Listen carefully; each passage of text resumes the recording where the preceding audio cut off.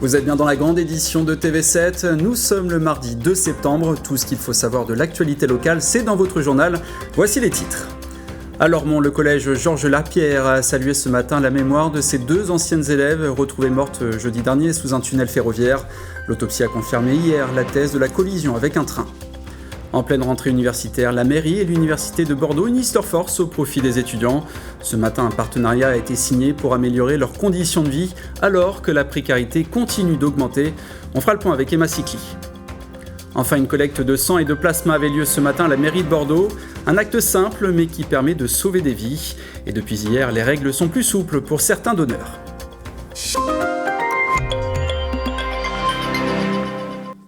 L'émotion reste forte à Lormont, 4 jours après le drame qui a coûté la vie à deux adolescentes de 14 et 15 ans. La semaine dernière, elles ont été retrouvées mortes sous un tunnel ferroviaire de la ville. Un hommage a eu lieu ce matin au collège Georges Lapierre où elles venaient de terminer leur année de 3e. Sur place, Yvan Branchy. Elle avait tellement de mal à dire son texte sans sourire que les répétitions s'achevaient souvent dans des grands éclats de rire. Un discours et une minute d'applaudissements, en toute sobriété, à l'abri des regards. Fleur à la main, c'est dans la cour de récréation du collège Georges Lapierre que plusieurs dizaines de collégiens se sont rassemblés en fin de matinée pour rendre hommage à leurs camarades. On était meilleurs amis, on était tout le temps ensemble et tout. Selma, je la connaissais bien parce qu'elle était dans ma classe l'année dernière et c'était une très bonne amie à moi. Donc j'étais choqué que ça arrive ici à Lormont. C'était quelqu'un qu'on connaissait très bien. Il m'avait donné un cadeau. Voilà. Un moment de recueillement au sein de l'établissement où étaient scolarisées Selma et Cyré, deux adolescentes de 14 et 15 ans, percutées par un train il y a 5 jours. C'est malheureux, c'est triste.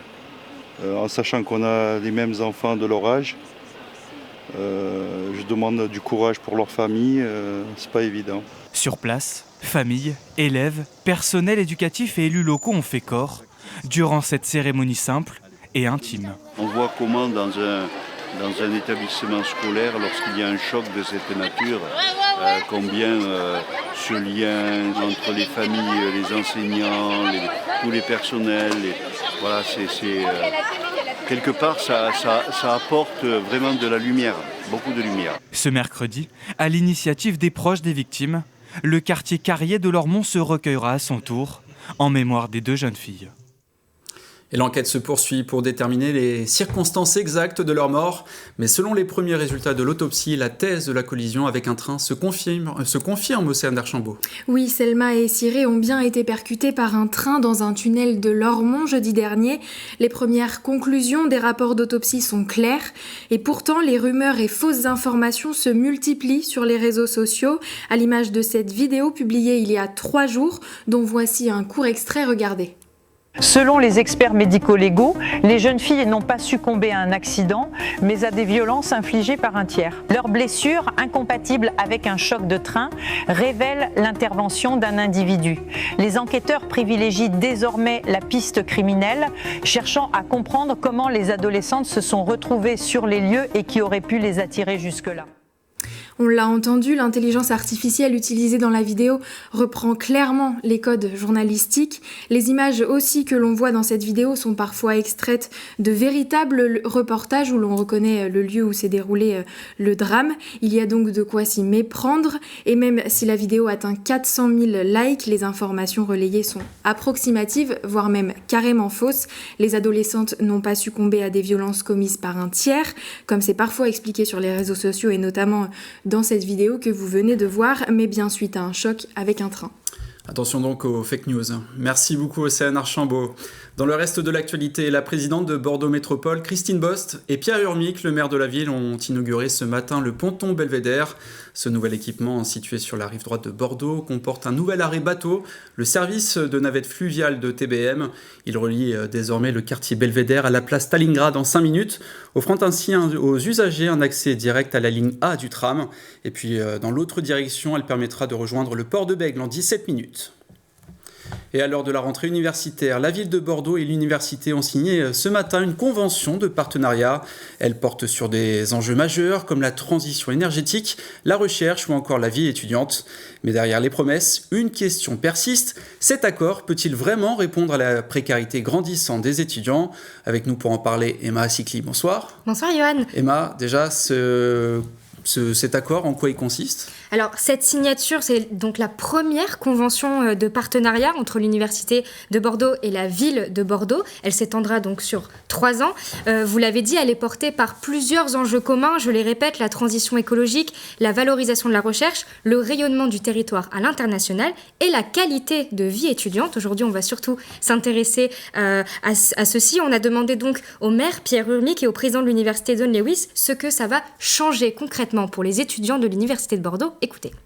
Ça va se décliner concrètement, bien entendu, sur le terrain par des actions concrètes, des aides à des initiatives prises, voilà, des subventions, voilà, des aides. Ce n'est pas uniquement un bout de papier, hein, c'est un engagement respectif qui est pris par la ville et par l'université. Nous pouvons mener des opérations immobilières à Bordeaux en faveur des étudiants, mais il faut qu'on le fasse avec la ville de Bordeaux pour les questions de santé mentale, puisque la ville de Bordeaux est très présente et nous aussi. Donc c'est effectivement d'amplifier toutes les actions que nous menons déjà ensemble, l'Université de Bordeaux et la ville de Bordeaux.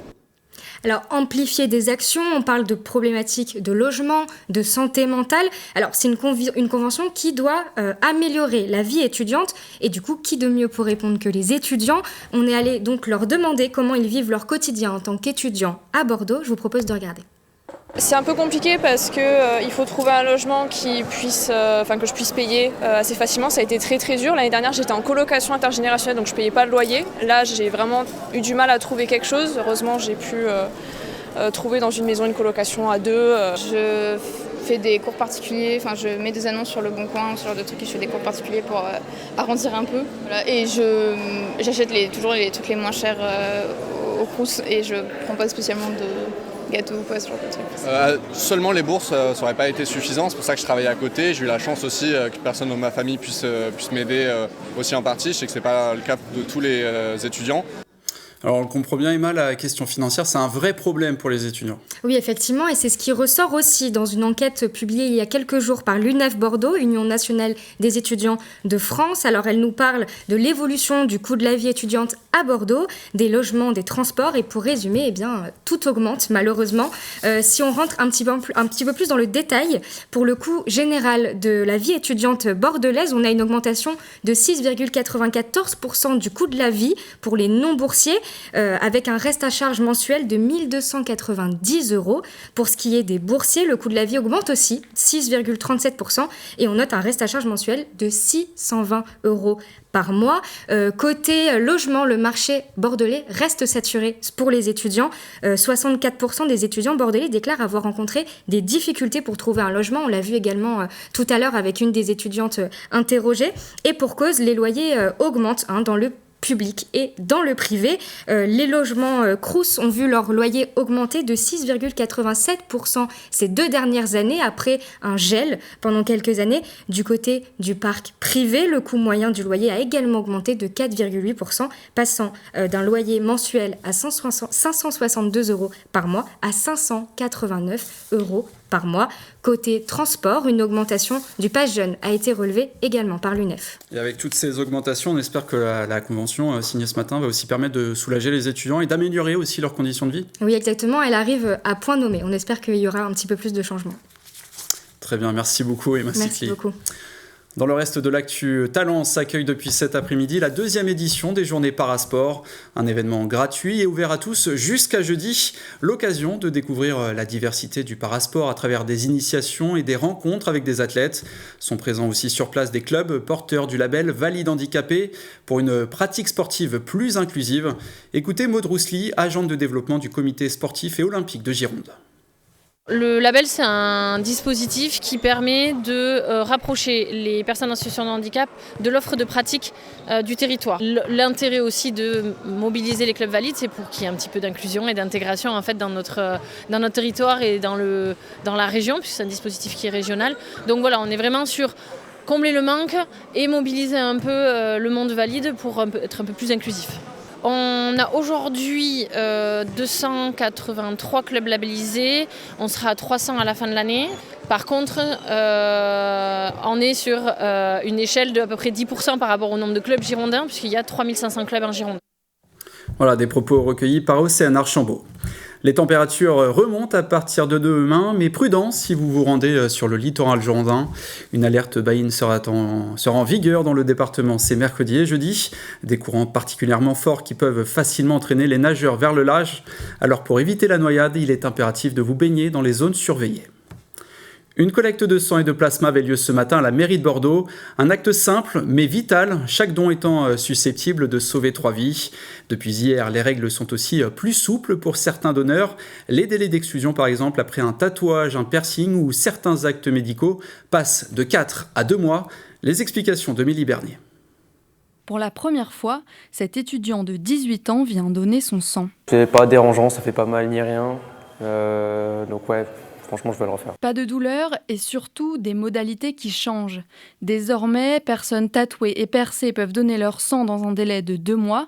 Une nouvelle très bien accueillie par les 75 personnes présentes. Je savais pas ça et je me suis déjà fait avoir une fois après mon premier piercing où j'ai pas pu donner mon sang. Le fait que ce soit diminué, ça m'arrange parce que ça m'arrive de temps en temps de me faire percer ou tatouer. Ce délai plus court tombe à pic alors que les réserves de sang sont un peu en dessous des attendus de l'établissement français du sang en cette sortie d'été. Mais les bénévoles sont optimistes et prêts à transmettre au maximum ces nouveautés. L'EFS demande plutôt qu'il y ait beaucoup de gens qui viennent et après on leur explique. Il me paraît important que quand on est en bonne santé, on puisse participer aux soins des autres. Ce mercredi à Floirac, une nouvelle collecte de sang est prévue à l'espace Lucie Aubrac de 15h30 à 19h. De l'actualité de vos territoires, c'est la fin de ce journal. Et puis un nouveau format cette saison, à moins de 7 mois des élections municipales. La rédaction de TV7 vous propose cette saison un format inédit. Chaque jour, notre rédaction vient à votre rencontre pour vous poser cette question. Et vous, que feriez-vous si vous étiez le maire de votre commune ? Ça s'appelle C'est vous le maire et aujourd'hui on prend la direction de Saint-André de Cubzac en Gironde. Antoine Rivalin et Emma Sicli se sont intéressés à la question des transports et des voiries.